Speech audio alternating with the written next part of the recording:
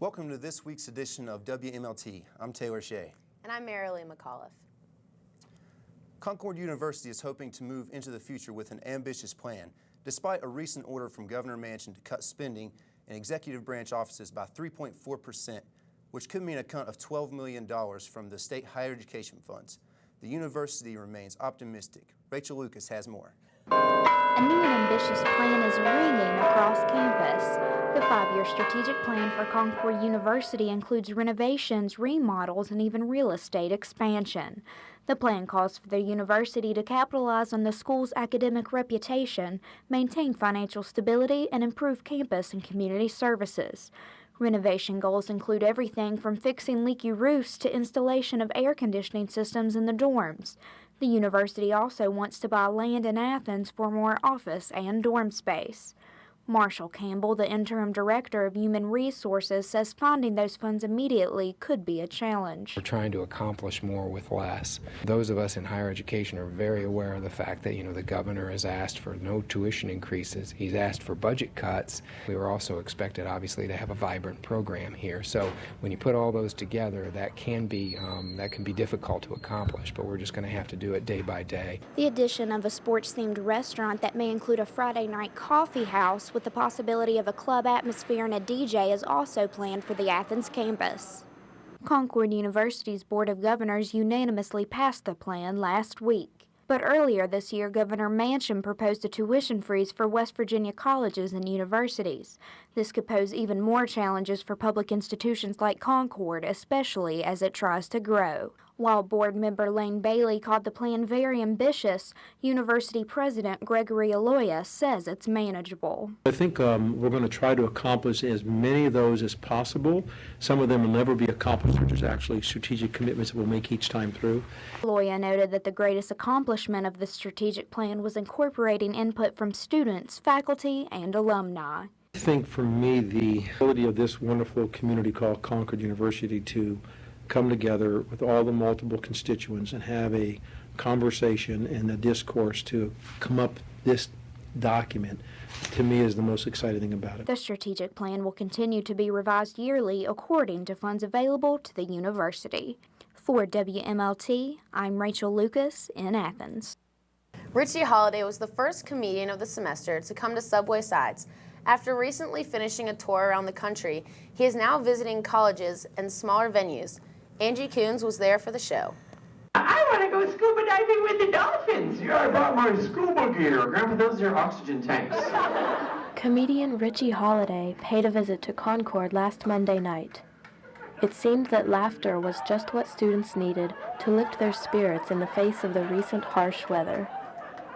Originally from North Carolina, Richie got into comedy through a friend. After finding that he had an excellent sense of humor, he won several comedy contests and ended up touring with Full House star Bob Saget. It was mostly like big casinos, so like large theaters, anywhere from 15 to 2,500 people. It's a very different atmosphere than this because this is very intimate. I can interact, I can talk to the person, 10 rows back. They both have their positives. I mean, like, the feeling of 2,000 people making noise it's powerful. It comes in waves and you're like, it gives you chills. But I like this so much because I like chatting and I'm very laid back. Comedians are one of the most anticipated acts sponsored by the Student Activity Committee. And after Monday night's performance, students are hoping for even more comedians as soon as possible. Reporting from Concord for WMLT, I'm Angie Coons. Concord University's music department produced an opera, The Tender Land, last week. The opera was scheduled to be performed Wednesday through Friday, but the Wednesday performance was canceled due to snow. The Thursday and Friday performances went off without a hitch, despite all classes being canceled on Thursday. The Tender Land is set in the 1920s in the American heartland and follows Lori Moss, the first person in her family to graduate from high school, and 2 men traveling the open road. There were decent crowds at both showings and an equal mix of student and community members. For this week's edition of the Concord Minute, we have Kelly Connors. Kelly will run down the latest news from the Concordian student newspaper. Take it away, Kelly. Thanks, guys. Students at Concord are getting more creative with indoor activities with all the snow we've been getting. New sports include hallway frisbee, dorm room ping pong, and extreme bouncy ball. All of these sports are based on style points that you earn by bouncing the frisbee or bouncy ball off of doors, chairs, or walls. New sports aren't all that students are doing to stay active. There is a Biggest Loser challenge going on for female students. Whoever loses the highest percentage of body weight by the end of the semester will win a prize. For more information, talk to the North Tower staff. High schoolers looking to attend Concord should apply for scholarships of distinction. Students that receive these scholarships earn anywhere from $2,000 to a full ride scholarship. If you couldn't find a date for Valentine's Day, there's still hope. The men in Pi Kappa Phi are holding a Valentine's Day rebound date auction to help raise money for the fraternity. A table is set up by Subway Sides for silent bids, and the real auction starts Thursday at 8 p.m. at Subway Sides. That's it for this edition of the Concord Minute. Back to you guys. Stay tuned after this break for latest news on this winter's record-breaking snowfall. And sports with Emily Gallagher.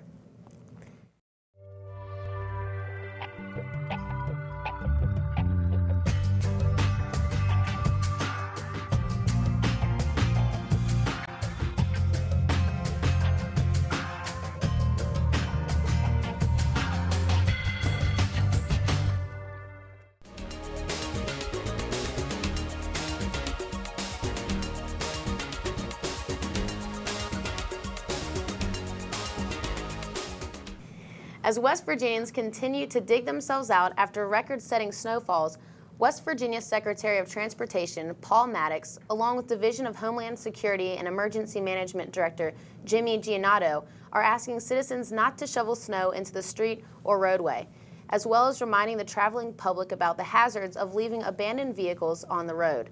Also creating an unnecessary hazard are vehicles that have been abandoned on the roads. Giannotto explains, the danger with abandoned vehicles during a severe winter event is that most are not completely off the roadway, and it hampers snow removal efforts. They are subject to being towed, so they are asking everyone who has left their vehicle to remove them. Anyone who finds their vehicle towed can contact their local 911 center's non-emergency number to find the location. And here's Marilyn McAuliffe updating us on all the snow we've been having here on campus. It's been a winter wonderland on Concord's campus. Snow's been piling up all over for a week and a half and shows no sign of stopping. This year has been the worst winter and the worst year here at school that I can remember. The problem we have now is we have no place to put the snow. What snow that we have it piled up everywhere. So now, 2 inches is detrimental to us because we got to find some place to put that 2 inches that they scrape up off all these parking lots, and there's no place to put it. We very seldom canceled school, and I can remember of maybe twice due to weather-related incidents and power outages. Where temperatures haven't dropped below freezing in several days, snow's had time to accumulate, and icicles have had time to form. In some places, the snow is 1.5 feet deep. As you can see here, it's no joke. And as for traveling, most students won't even be able to make it out of the parking lot. Parking lots are awful because I have a front-wheel drive car and I've gotten stuck a lot. With so much class being canceled because of the snow piling up, students can bet that homework will be piling up as well. For WMLT News, I'm Marilyn McAuliffe. And now Emily Gallagher will run down the latest buzz in sports at Concord. Snow has won the battle with Concord's basketball teams. 4 doubleheaders have been rescheduled in the past month due to weather. After the snow cleared, the teams hit the court. The men's basketball team lost back-to-back games on February 12th and 13th to Alderson and Broadus and Davison Elkins. On February 15th, they played a home match against Glenville State, winning 102-84. This gives them an overall record of 5-16, placing them 12th in the WEVIAC Conference. The men have 6 games left before conference tournament. As for the women's basketball team, they won both of their games on February 12th and 13th against Alderson and Broadus and Davison Elkins. Losing to Glenville State with many key players injured on February 15th places the Lady Lions 10th in the conference. Also with 6 games left, their overall record is 12-9. Concord baseball and softball start their seasons this week. baseball playing home against Ashland University, and softball playing away in Tennessee against Lincoln Memorial University. As for Concord Track, they have an indoor meet this weekend at Virginia Tech. That's all for Concord University sports. Visit cumountainlions.com for scores and schedules. In Division I sports, West Virginia University men's basketball team has lost 2 games in a row to ranked teams Villanova and Pittsburgh. But somehow they are able to stay in the top 10.